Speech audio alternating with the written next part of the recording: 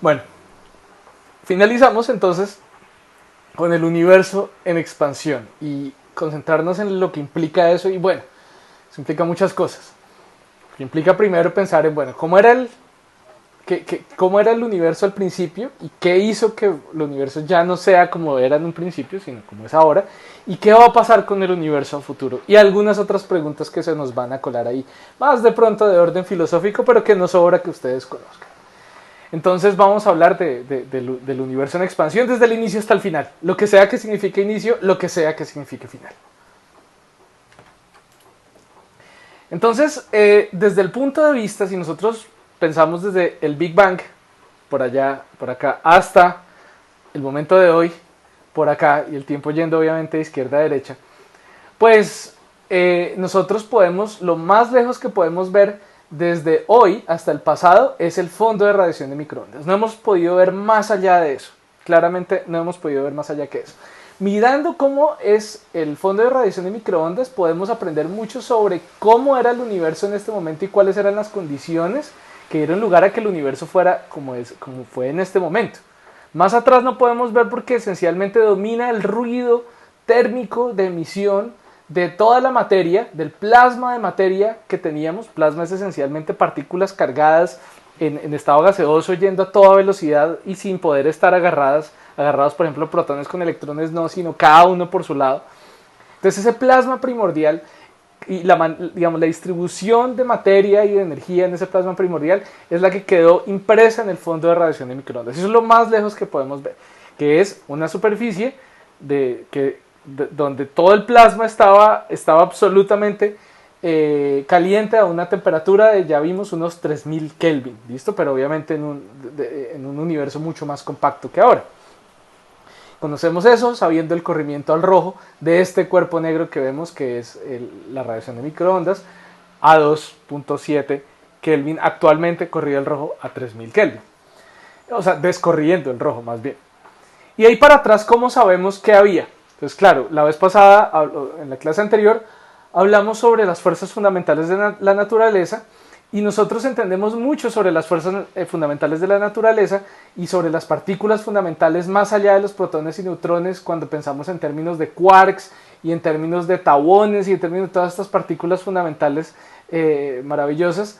Eso lo conocemos no gracias a la astrofísica, sino gracias a la física de partículas. Entonces vamos a tener entonces aquí el gran rol que juegan los aceleradores de partículas como el Tevatron, el LHC en el CERN, el SLAC, ¿no? Y además vamos a encontrar gracias a estos aceleradores de partículas que recrean por instantes muy pequeños de tiempo condiciones similares a las que había apenas unos 10 a la 5, 10 a la menos 5, 10 a la menos 10 segundos después del Big Bang.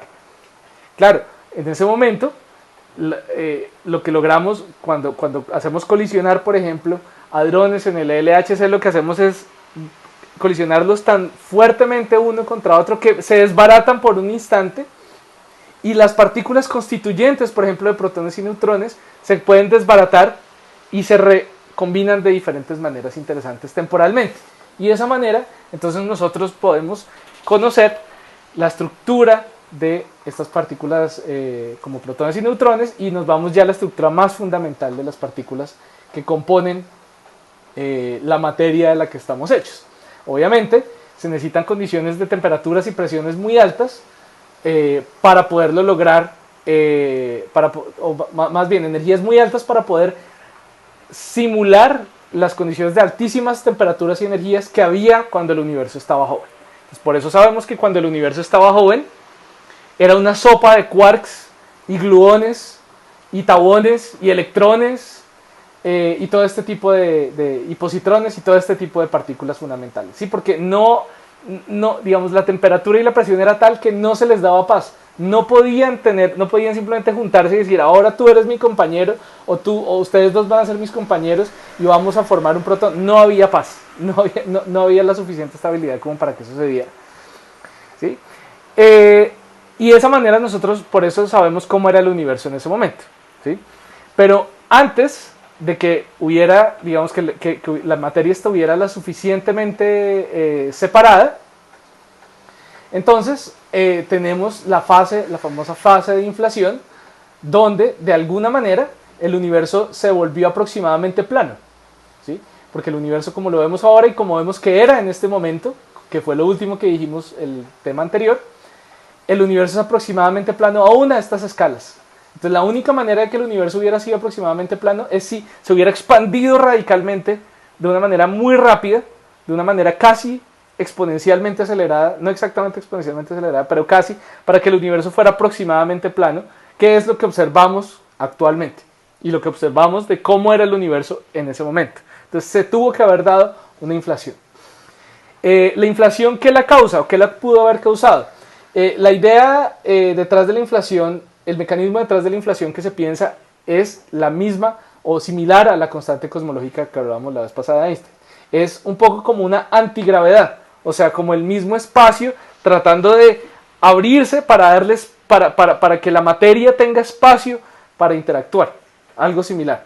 De hecho, muchas veces esta constante cosmológica, el efecto que se le da es un poco como una antigravedad, ¿sí? Pero obviamente a escalas, o sea, solo cuando estamos contemplando las escalas más amplias del universo. ¿Listo? Y ahorita vamos a entrar un poquito más en detalle con eso. Otra parte de evidencia observacional que no he mencionado y que es importante también que sepan por cultura general astronómica obviamente, es que resulta que nosotros estamos recibiendo también constantemente partículas de altísima energía que nos están llegando de supernovas, también rayos gamma que nos llegan de supernovas o de los famosos brotes de rayos gamma que llegan de otras galaxias. Y estas partículas de muy alta energía están chocando constantemente contra nuestra atmósfera y generan lluvias de partículas, ¿no? Esto ya lo mencionamos alguna vez cuando hablamos de astropartículas. Y estas partículas van a tener unas energías tan altas que de hecho son mucho mayores a veces que las que se pueden hacer en un acelerador de partículas. Lo que pasa es que obviamente pues es imposible predecir cuándo va a pasar eso y cómo va a pasar, entonces se tienen que hacer, digamos, estudios mucho más pausados, mucho menos controlados que lo que se hace en un acelerador de partículas, pero también hemos conocido mucho sobre la estructura muy más que nanoscópica, femtoscópica del universo, más allá de femtoscópica del universo. Gracias al estudio de los rayos cósmicos muy energéticos y las interacciones con la atmósfera. Pero bueno, entonces resulta que digamos, al efecto a gran escala de la constante cosmológica lo vamos a llamar energía oscura. Y ya vamos a ver por qué le vamos a poner ese nombre de energía oscura. Una pregunta que aparece es, bueno, ¿cómo evoluciona la expansión del universo? ¿Es constante? ¿Es acelerada? ¿Está más lenta? ¿Vamos hacia un Big Crunch? ¿A que toda la materia del universo se va a volver a traer y va a volver a colapsar? ¿O qué es lo que va a pasar? Y pues como ya sabemos, lo que manda dentro de la estructura geométrica del universo es el contenido de energía del universo. Entonces nos tenemos que preguntar, bueno, ¿y cuál es el contenido total de energía del universo? Porque eso me puede dar una idea de qué va a ocurrir con mi universo, si se va a seguir expandiendo o va a colapsar o qué va a hacer. Tengo que saber cuál es mi presupuesto total de energía en el universo. Entonces ya sabemos que cuando hablamos de energía hablamos de materia, ¿sí? Hablamos de luz, ¿sí? O sea, hablamos de materia y energía, pero también, como Einstein introdujo la constante cosmológica se va a conocer a veces también como la energía del vacío, ¿sí? La energía digamos que hay dentro del mismo espacio-tiempo, por así decirlo, que no requiere pues presencia de materia o energía, sino que funciona independiente, o bueno, tal vez no independiente, pero funciona aparte del contenido de materia y energía del universo. Y esencialmente entonces esa energía del vacío lo que hace es empujar las cosas hacia afuera, ¿sí? A escalas muy corticas los objetos se atraen, pero a escalas muy muy grandes los objetos parece que se están separando, ¿sí? Gracias a esa energía del vacío. Y entonces, dado que el contenido de energía controla la expansión, entonces nosotros nos vamos a dar cuenta que si estudiamos muy finamente la expansión del universo, vamos a poder conocer cuál es el contenido de energía del universo. ¿Sí? Es un poco volteamos la pregunta. Queríamos saber cómo se expande el universo para conocer queremos conocer cómo se expande el universo y para eso entonces tenemos que conocer cuál es su contenido energético. Pero entonces desde la astronomía podemos hacer lo contrario, estudiar muy detalladamente la expansión para poder saber cosas sobre el contenido total de energía del universo. Entonces, claro, eso requería estudiar el movimiento, o más bien referenciar nuestro movimiento actual de cómo es la expansión actual del universo comparado con cuando el universo era mucho más joven. A ver si esa tasa de expansión ha sido constante o ha cambiado. Y entonces, hasta hace relativamente poco no había habido un método para encontrar distancias muy grandes. Teníamos varios, hemos hablado de varios métodos, Tully Fisher, Cefeidas, otros más, pero hasta hace poco no se había estandarizado como digamos de una manera, o no se había utilizado ese estándar de una manera tan detallada, el estándar de las supernovas tipo 1A.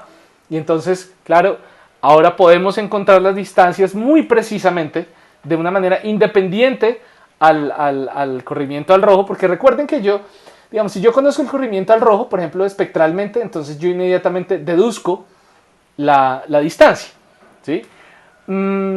Pero si no confío en mi distancia, si de pronto mi distancia no es exactamente la que me predice el corrimiento al rojo, por ejemplo, si el universo no se ha estado expandiendo a la misma tasa durante toda su existencia, entonces yo necesito determinar su distancia de manera independiente al corrimiento al rojo. Y uno de esos métodos, el que mejor funciona a distancias grandes, es el de supernovas tipo 1A, las de las enanas blancas. Entonces, a mediados y finales de la década de los 90 se hizo un estudio se llamaba el proyecto Supernova de cosmología. Bueno, este de hecho es un poquito más reciente, pero esencialmente lo que se hizo fue medir las distancias a través de las magnitudes aparentes de las explosiones de supernova versus el corrimiento al rojo, digamos, medido de manera espectral. Y se observó que la mayoría de estas galaxias se desviaban de la línea que predecía la expansión de Hubble, lo cual indicaba una expansión acelerada, no una expansión constante, sino una tasa de expansión acelerada. Entonces, ¿qué pasa? A veces uno piensa, no, estamos mirando esas galaxias que están lejísimos, o sea, muy jóvenes comparativo con, o sea, digamos, las estamos viendo como eran hace un montón de años, ¿sí? Entonces, por eso nosotros pensaríamos, esas son las que están acelerando. No, lo que eso indica es que nosotros somos los que estamos acelerando comparado con cómo era el universo cuando explotaron esas supernovas hace un pocotón de años, hace miles de millones de años. Entonces estamos viendo cómo era el universo hace miles de millones de años y estamos viendo que nosotros nos estamos expandiendo aceleradamente comparado con cómo se estaban expandiendo en ese momento. Y entonces se pudo determinar la distancia, y con esa determinación de la distancia nos dimos cuenta que la expansión del universo se acelera en el tiempo actualmente, comparado con cómo era la aceleración del universo, con cómo era la expansión del universo antes. Con aceleración, recordemos que nos referimos a que la tasa aumenta también con el tiempo. No solo estamos expandiéndonos, sino que la tasa de expansión aumenta también en el tiempo. O sea, cada vez más rápido. ¿Listo? Y entonces le echaríamos la culpa. Bueno, ¿qué es lo que puede estar haciendo? Perdón, me echo un poquito para atrás. ¿Qué es lo que puede estar causando que el universo se esté expandiendo aceleradamente? En vez de colapsar, ¿no? Por acción de la gravedad, por acción de todo este material, toda esta materia que hay, incluyendo materia oscura en el universo, ¿por qué no colapsa? Entonces, si no solo no está colapsando, sino que se está expandiendo aceleradamente, pues debe ser por algún tipo de energía del vacío. Así como la que causó la inflación originalmente, actualmente si estamos experimentando otro periodo de expansión acelerada, también debe ser la constante cosmológica, ese mismo efecto de energía del vacío. ¿Qué está causando eso? No lo sabemos, pero la manifestación del efecto es real. Y el nombre que le ponemos a la causa de ese efecto, simplemente por ponerle un nombre, es energía oscura. ¿Sí? Es lo que está causando que el universo se esté expandiendo tanto, de esta manera tan acelerada. ¿Sí? Contrario a lo que yo esperaría si yo solo miro el contenido de materia del universo, yo pienso, ok, no, el universo debería colapsar sobre sí mismo. No está colapsando sobre sí mismo y la culpa se la voy a echar a algo que se va a llamar la energía oscura, pero que esencialmente lo que tengo es que el universo se está expandiendo de manera acelerada por algo que no conozco qué es. ¿Sí? Sin embargo, y guardando las proporciones, comparado el valor, digamos, de la constante de la energía del vacío que está causando la aceleración, la expansión acelerada actual, es muy bajita comparada con la que causó la inflación original recién el Big Bang. Estamos hablando de una diferencia de 27 órdenes de magnitud. Entonces, pues digamos, es difícil echarle la culpa a lo mismo. Entonces, pero el mecanismo es muy similar. Es un mecanismo, digamos, como quien dice, de aplanamiento del universo, por así decirlo. Pero la energía oscura no solo aparece ahí. La energía oscura también aparece en otras evidencias. Por ejemplo, si nosotros observamos las pequeñas fluctuaciones del fondo de microondas, lo que yo llamaba la vez pasada anisotropía, entonces nos damos cuenta de dónde estaban las primeras estructuras en el universo, ya lo hemos mencionado. Y entonces tenemos teorías que relacionan el tamaño de estas primeras semillas donde se formaron más adelante las estructuras con lo que vemos ahora, y todo eso depende del contenido de energía del universo. Y entonces, si nosotros miramos el contenido de energía del universo, nos vamos a dar cuenta que no alcanza para poder explicar cómo se formaron esas estructuras en ese momento. Nos hace falta por lo menos el 75% de la energía. O sea, solo alcanzamos a sumar entre materia visible y materia oscura apenas una cuarta parte de la energía requerida para que el universo sea como lo vemos. Adicionalmente, resulta que cuando yo miro la estructura a gran escala del universo a un corrimiento al rojo no tan alto como el que vimos ahora rato para las galaxias más lejanas, sino galaxias más cercanas, podemos notar también con un método relacionado con estas oscilaciones acústicas de bariones que mencionábamos la vez pasada, que eran como estas ondas, cómo quedaron estas ondas digamos, estas ondas de presión, cómo quedaron como impresas en el trasfondo del universo y también, digamos, se transmitieron a la formación de estructuras actuales. Entonces es posible determinar esas distancias que se han mantenido, digamos, esas escalas se han mantenido constantes desde el inicio del universo gracias a esas oscilaciones que quedaron impresas en ese momento. Y eso ayuda también a darnos cuenta de cómo han cambiado las escalas en el universo. Ya no el universo tan viejo, sino el universo ya un poco más reciente, a un corrimiento al rojo un poco más bajo. Entonces nos damos cuenta también, esto es un resultado de hace unos 9 años, haciendo un survey del movimiento de todas estas galaxias, no tan viejas, pero tampoco tan recientes, que por lo menos esta aceleración, esta expansión acelerada del universo ha estado ocurriendo por la mitad de la edad del universo. O sea, no solo es reciente esta expansión acelerada, sino que ha estado acelerando el universo por lo menos desde que el universo tenía unos 7.000 millones de años. Ya podíamos observar esa expansión acelerada, haciendo esa comparación entre las escalas en este régimen de redshift, de corrimiento al rojo, o sea, a estas épocas, a mitad de la edad del universo, comparado con estas escalas que había, que quedaron improntas, impresas en el fondo de radiación de microondas cuando el universo estaba recién hecho.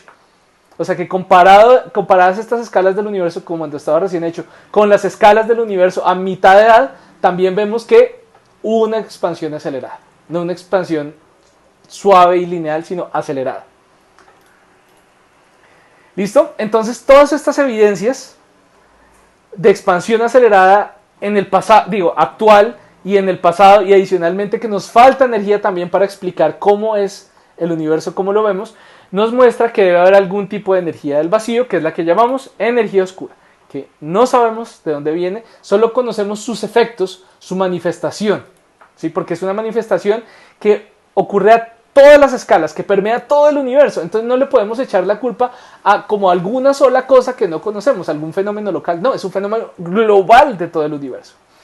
Pero es un efecto muy grande y parece que es el que manda la parada, es el que hace que el universo esté cada vez, que las escalas en el universo cada vez sean más grandes y más amplias, ¿sí?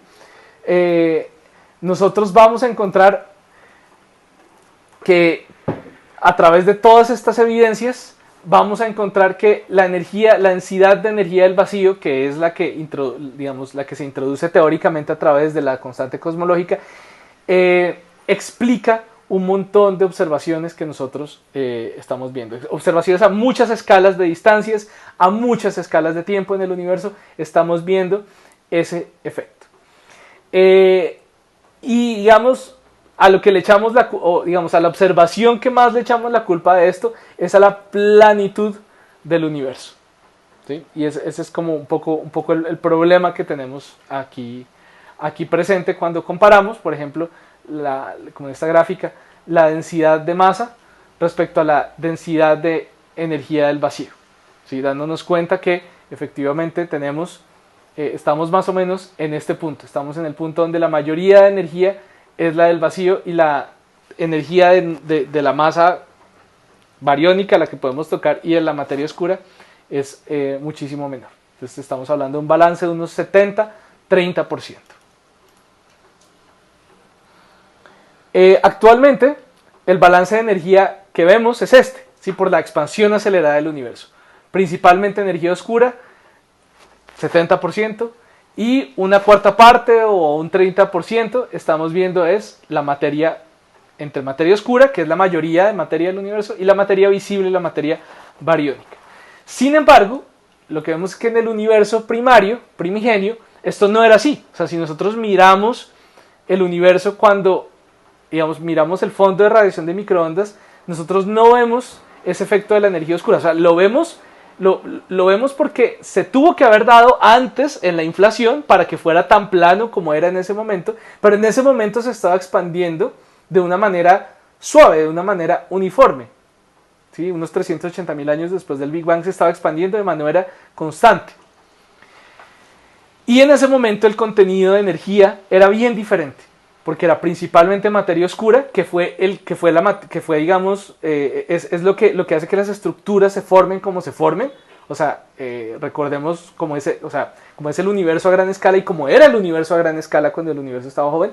Lo que mandaba en ese momento era la materia oscura, ¿sí? Que hace que todas estas estructuras se alineen en filamentos, que genere estas colisiones de galaxias, todo eso se le echa la culpa a la materia oscura, como ese titiritero manejando la formación de estructuras en el universo. En el universo primario, que se traducen a cómo es el universo actualmente, las estructuras del universo actualmente. Y en menor medida neutrinos, fotones, producto obviamente de que la materia estaba absolutamente caliente. Teníamos un plasma de protones, de neutrones, de electrones, de un montón de partículas que estaban por ahí flotando muy calientes a 3000 Kelvin. Y en muchísimo menor medida, los primeros átomos que se estaban formando, ¿no? Justo en este momento ya el universo estaba lo suficientemente frío como para poder armar nuestros primeros átomos, nuestros primeros núcleos atómicos. ¿Sí? Recordemos que ahí es cuando producimos todo el hidrógeno, todo el helio, gracias a la fusión nuclear. Entonces la energía oscura es algo que vemos en el universo reciente, o sea, de la mitad del universo, de la mitad de edad del universo hasta ahora, la energía oscura es la que ha mandado la parada. Pero originalmente esa materia oscura, en la época de la radiación de microondas, del fondo de radiación de microondas, 380.000 años después del Big Bang, la energía oscura no aparecía. Había aparecido antes en la época de inflación, pero en este momento no. O sea, en la época de inflación, que no había nada de materia. Todo el universo era solo energía. Pero al haber la primera inflación, ahí es cuando la materia se coagula y forma las primeras partículas, pero después de esa inflación, la expansión es uniforme. Por lo menos hasta 7.000 millones de años después, donde otra vez comenzamos a acelerar. O sea, una primera expansión acelerada, después expansión constante y después otra expansión acelerada, que es la que estamos viendo ahora. Obviamente, les recuerdo, hay una diferencia enorme en órdenes de magnitud entre la expansión acelerada actual y la expansión acelerada de la inflación primordial.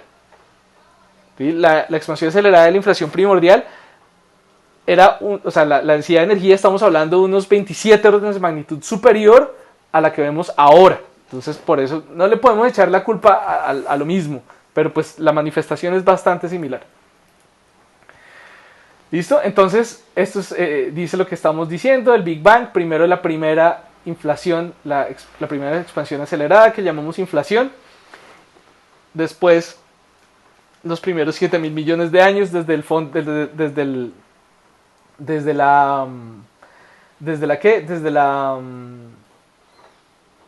desde 380.000 años hasta unos 7.000 millones de años después del Big Bang. Es una expansión suave, digamos decelerando un poco comparado a esa primera expansión acelerada de la inflación, pero ahora en el presente, de los últimos 7.000 millones de años hasta ahora, hemos estado expandiéndonos cada vez más aceleradamente. ¿Listo? Y entonces creamos nosotros un modelo que explica cómo es la interrelación y la evolución de cómo juega ahora, por ejemplo, la materia oscura, cómo juega ahora actualmente para la expansión del universo, la expansión acelerada, la energía oscura, y cómo originalmente cuando formamos las primeras estructuras del universo no era importante la energía oscura, sino era importante la materia oscura. Entonces, cómo ha cambiado esos roles a lo largo del tiempo. Y el modelo más aceptado y el que mejor, digamos, recupera las observaciones se llama el modelo lambda CDM. Lambda porque es el nombre de la constante cosmológica y CDM significa materia oscura fría, que era como era la materia oscura que, digamos, dio lugar a todas las estructuras que vemos en el universo a gran escala. ¿Listo? Entonces el modelo dice que el universo empezó de un estado muy denso, muy caliente, hace 13.800 millones de años, 13.700 millones de años, y desde ese momento se ha venido expandiendo de diferentes formas. Al principio tenemos una expansión acelerada muy rápida, que es la inflación, y después la expansión se vuelve más suave y toma un valor más bajo de tasa de inflación. Después, la formación gravitacional de escalas, de estructuras a gran escala, está dada por la materia oscura. ¿Sí? O sea, todos estos filamentos, estas estructuras que vemos, donde yo en la mitad de esos filamentos pongo las galaxias ahí a que crezcan y a generar las estructuras que vemos actualmente, eso lo forma la materia oscura. Y la formó en ese momento, y la manera como vemos esa estructura está de acuerdo con cómo eran las oscilaciones bariónicas que quedaron imprimidas sobre el fondo de radiación de microondas. Adicionalmente, entonces todo lo que vemos pues es la materia ordinaria, la materia bariónica, que sigue a la materia oscura. O sea, detrás está la materia oscura y montada sobre la materia oscura está toda la materia que vemos. O sea, la materia oscura casi que es lo que la materia visible es lo que nos rastrea a la materia oscura. Pero en los últimos 7.000 millones de años, a medida que el universo se ha seguido expandiendo y ha bajado la densidad de materia, entonces ahora comienza a ganar fuerza la energía del vacío, que es la energía oscura. Y la energía oscura entonces comienza a ganar y a sobrepasar la energía de materia del universo, la materia, digamos, gravitacional atractiva, por así decirlo, y entonces comienza el universo a expandirse aceleradamente, hasta tener el contenido que tenemos actualmente. O sea que este contenido cambió desde el inicio del universo hasta ahora. ¿Listo? Y esto se llama entonces los parámetros de concordancia del universo. O sea, ¿cómo hacemos para hacer cuadrar todas estas observaciones en escalas muy diferentes, en distancias muy diferentes, en tiempos muy diferentes dentro de una sola teoría? Y entonces, pues esto depende de un parámetro que es el parámetro de Hubble. Ahorita, ya lo mencionamos, pero si no lo recuerdan, ahorita lo volvemos a mencionar. La del universo, entonces, dentro de este modelo sería esta, 13.000 millones de años. La temperatura del fondo de microondas sería aproximadamente esta. El contenido de materia bariónica y oscura suma un total del 27% aproximadamente, donde la materia bariónica es apenas el 5% y la materia oscura es el 23% aproximadamente. La radiación, porque vemos que originalmente el universo el contenido de radiación del universo era altísimo, obviamente cuando toda la materia estaba súper caliente, entonces gran parte de la energía del universo estaba en forma de radiación. Actualmente ya no tanto. Entonces si antes hablábamos de un 10% del contenido de energía del universo era radiación, actualmente estamos hablando de muchísimo menos del 1%, como el 1% del 1%. o el, sí, como el 0.1% del 1% sí, esperen, a ver, yo no quiero decir mentiras. A ver, póngale cuidado. Tarara, ah, ah. Una,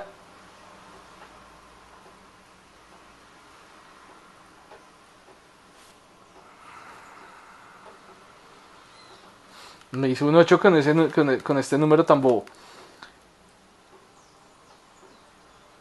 Si es que cuando estoy grabando como que no, se me dificulta mascar chicle y caminar al mismo tiempo.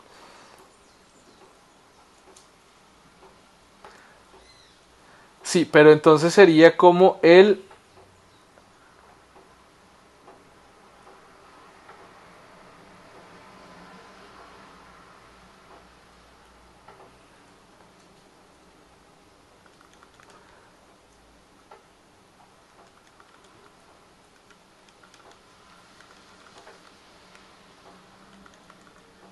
No, sí, estaba diciendo las cosas bien.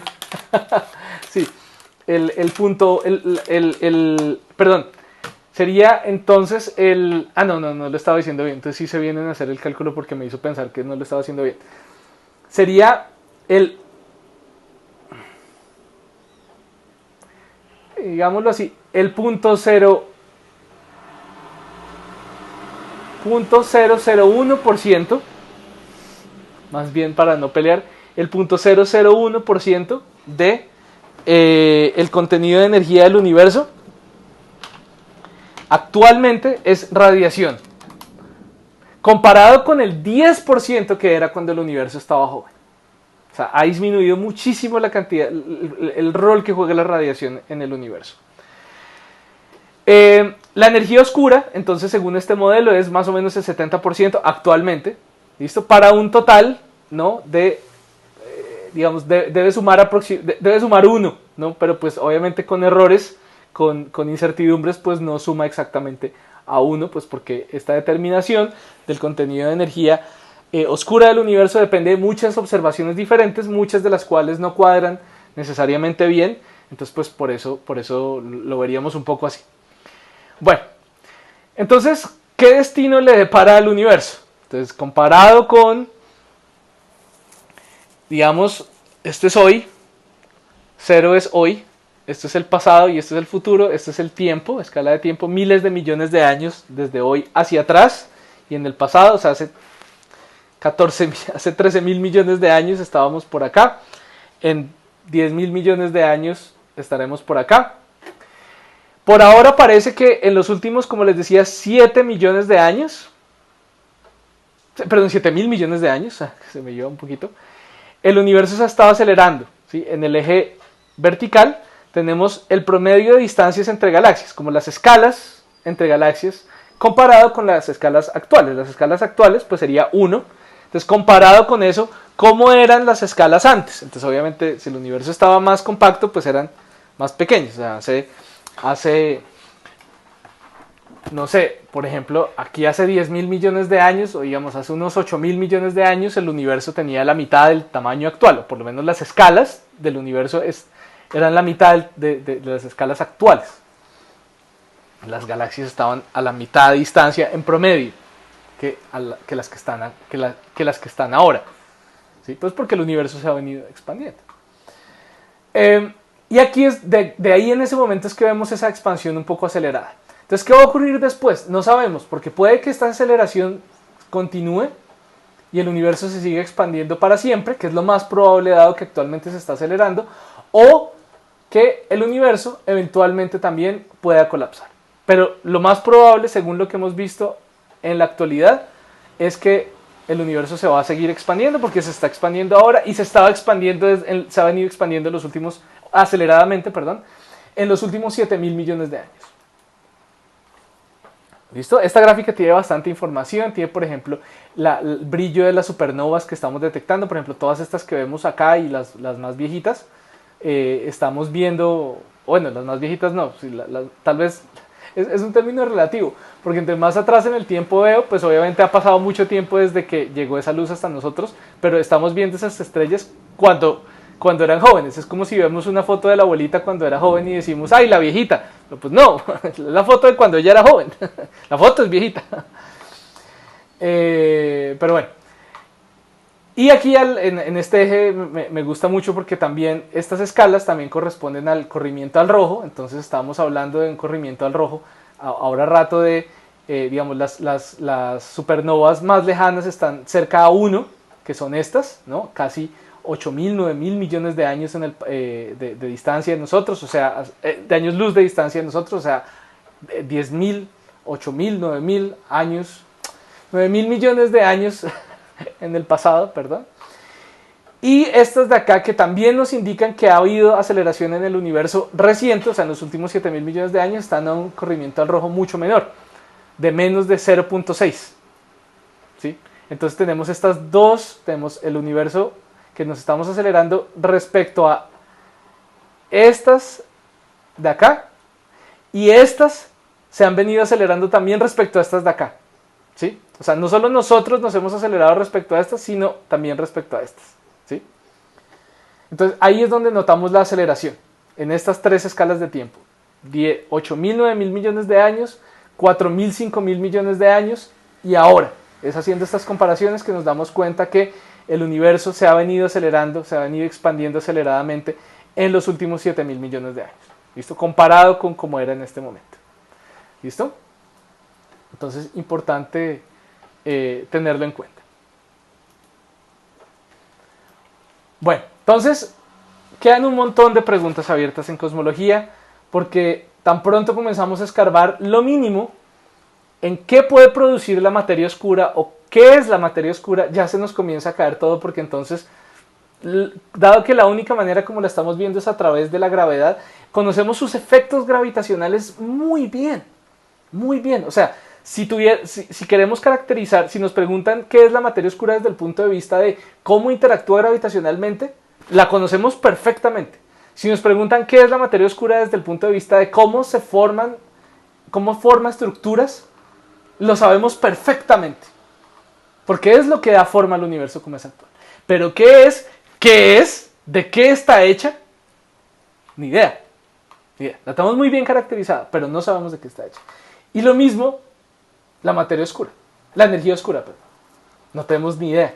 Ni idea de la energía oscura. ¿Qué causa la energía oscura? O sea, está presente, está ahí. Sus efectos los conocemos muy bien. Pareciera que evolucionara en el tiempo, pero no lo sabemos.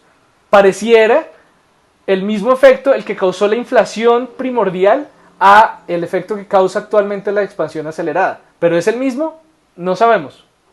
Pareciera que no, pero no sabemos. Porque no sabemos cómo es su evolución en el tiempo. O sea, como no conocemos cómo se evoluciona en el tiempo, entonces no sabemos también cuál va a ser el destino del universo. Tenemos ciertas ideas, dado pues, lo que hemos visto los últimos 7.000 millones de años, pero no estamos 100% seguros. Porque si la energía oscura evoluciona en el tiempo de una manera inesperada, entonces pues podría ser que eventualmente el universo no se expanda indefinidamente, sino que colapse. En este momento no sabemos. Pareciera que no, pero no sabemos. Y bueno, ya nos metemos en las preguntas más filosóficas, y es ¿por qué el universo empezó? ¿Qué causó el Big Bang? Y eso nos lleva a otras preguntas, ni siquiera voy a intentar responderlas, pero eso nos lleva a otras preguntas del orden de, bueno, ¿qué causó dado que nos preguntamos qué causó el Big Bang, también nos llevaría a pensar, ¿pudieron haber otros Big Bangs? ¿Podrían haber otros universos creados por otros Big Bangs? Digamos, hay teorías donde este tipo de ideas entran, pero digamos, están muy lejos de ser verificables, entonces ahí, digamos, entramos en problemas. Todo el problema de esto es poder tener verificación. Si no hay verificación, digamos, entran como en los últimos capítulos de los libros de cosmología y astrofísica. Pero bueno, otras preguntas también que tienen que ver con la manera como nuestro universo es respecto a la gravedad, es por ejemplo qué ocurre dentro de un agujero negro. Bueno, muchas preguntas entran ahí dentro del área de la cosmología.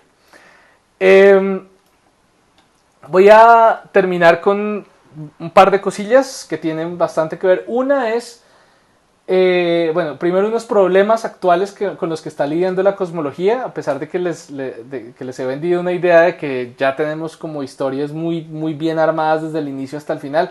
Hay problemas que no entendemos muy bien cómo solucionar, esto es una cosa. Y vamos a hablar también del futuro del universo. Pero primero hablemos un poco de algunas tensiones que hay presentes. Resulta que la constante de Hubble, recordemos, por si no nos acordábamos, nos habla un poco de cómo se relaciona la distancia a ciertas galaxias con la velocidad a la cual se están moviendo, ¿sí? Entonces nos habla de la expansión del universo. Ya le hemos dado bastantes vueltas al asunto.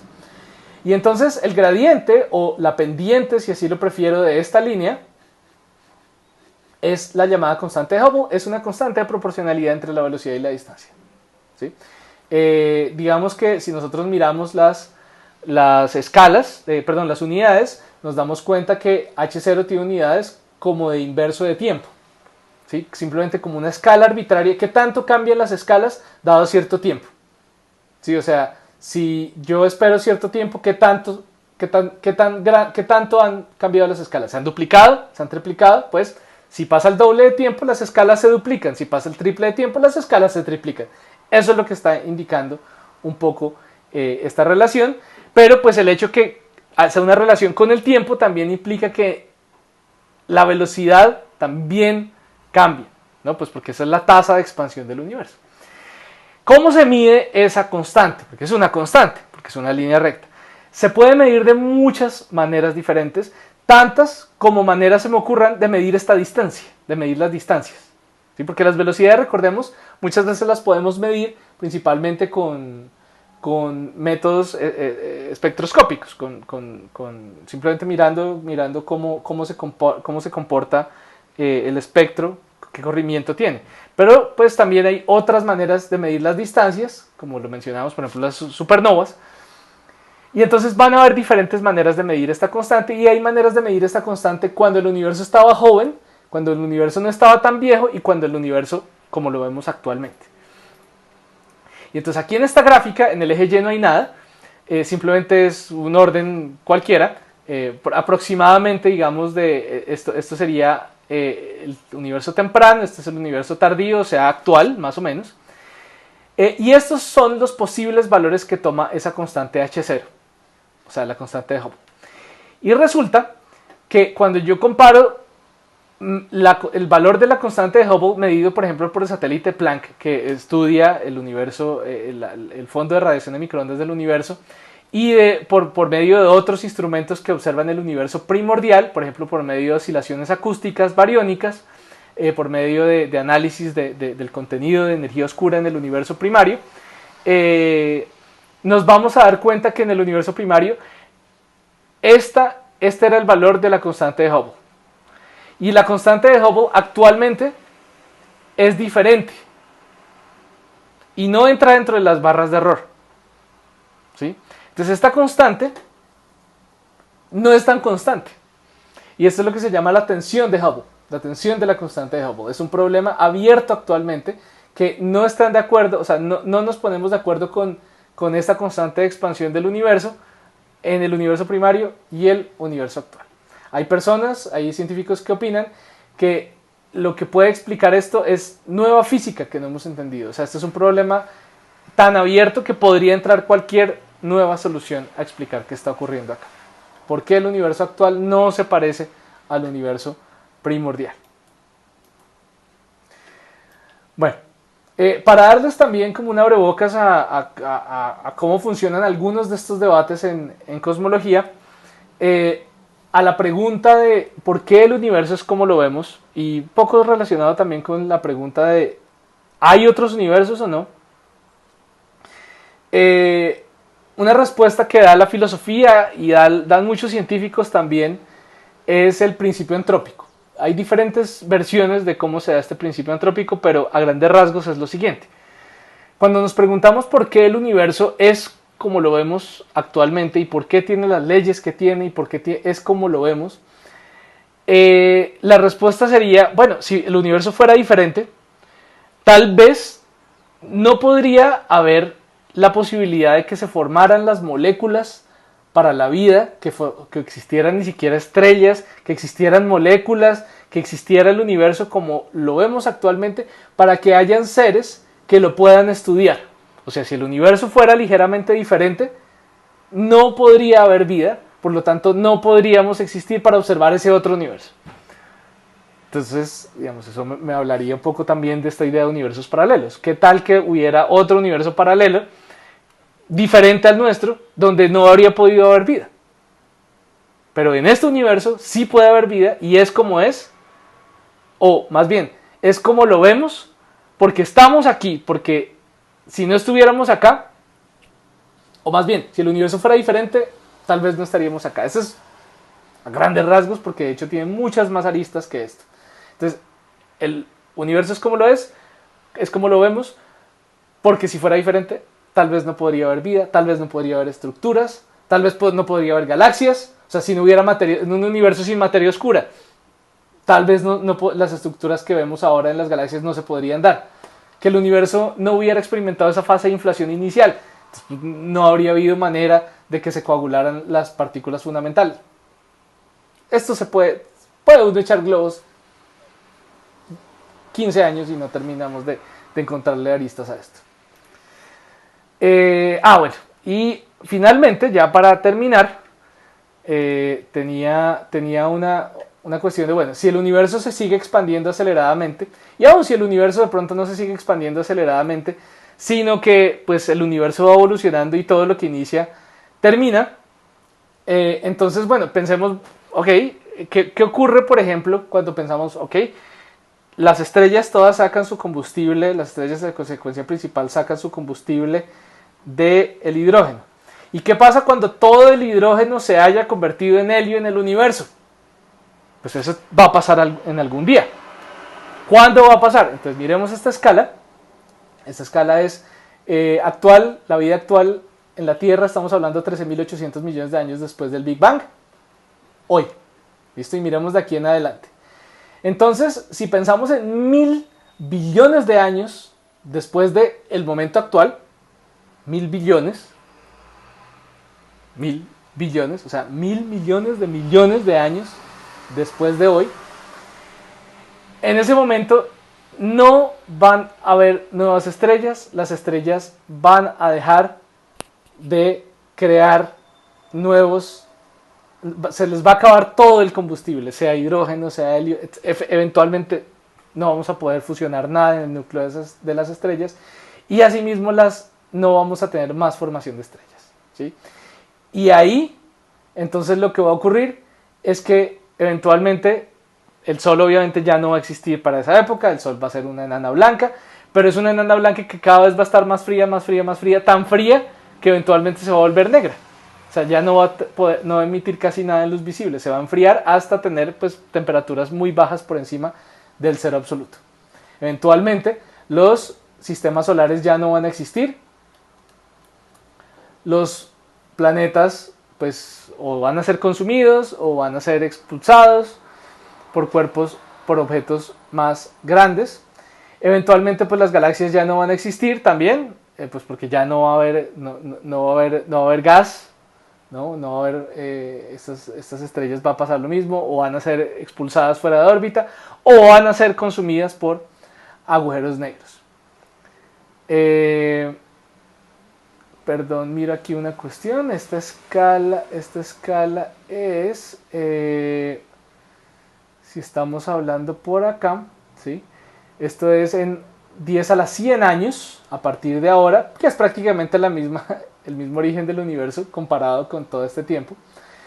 Entonces, ¿qué va a ocurrir? Resulta que antes de esto, antes de esta fecha de 10 a la 100 años, o sea, 10 a la 30, 40, 50, 60 años, van a comenzar a ocurrir las siguientes cosas.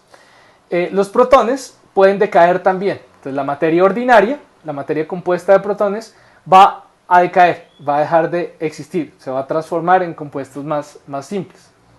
Entonces los protones van a decaer, la mitad de los protones van a decaer acá, y más adelante todos los protones van a decaer. O sea, la materia ordinaria ya no va a poder existir. Obviamente quedaría la materia en forma de agujeros negros, Entonces, digamos, la materia que antes era visible y ahora son simplemente agujeros negros, entonces pues no serían protones, entonces no pensaríamos que decayeran. Pero resulta que los agujeros negros están constantemente evaporándose también. Es muy lento, es un proceso muy lento, esos se evaporan a través de algo conocido como la radiación de Hawking. Y un agujero negro con la masa del Sol, por ejemplo, se evaporará también cerca de los 10 a la 90 años, algo así. Y ya en 10 a las 100 años, después de ahora, un agujero negro supermasivo, por ejemplo, con una masa de 10.000 millones de años de masas solares, como no sé, el agujero negro en M87, yo qué sé, ya se habrá evaporado también. Y entonces llegamos eventualmente a lo que conocemos la muerte térmica del universo, cuando ni siquiera los agujeros negros existen, cuando la temperatura promedio de todo el universo es cercana al cero absoluto, y estamos hablando de 10 a la 1000 años. ¿Sí? Y este sería el destino final del universo, donde la materia no existe, la materia como la conocemos actualmente no existe, y además entre cualquier punto y cualquier otro punto del universo simplemente estaríamos, digamos, yo no encontraría nada entre cualquier par de puntos en el universo esencialmente, ni siquiera un fotoncito, nada, nada. Los fotones también se correrían hacia el rojo tanto que su energía sería absolutamente baja, mejor dicho, ya no encontraría yo nada. Eso es lo que se llama la muerte térmica del universo. Y con esta alegre nota terminamos nuestros temas. De nuevo, pues quiero agradecerles su atención a lo largo de todos estos contenidos. Haré un par de videos más. Como ya les dije, digamos, oficialmente el curso, los contenidos del curso terminan acá, pero voy a hacer otro video más adelante sobre la carrera astronómica. Y otro video ya para nuestro examen final, que ya es como tema interno de las clases, pero será en unos días. Pero en cuanto a contenidos, aquí terminamos. Si llegaron hasta este punto, felicitaciones y gracias por mantener la atención todo este tiempo a las clases. Hasta luego.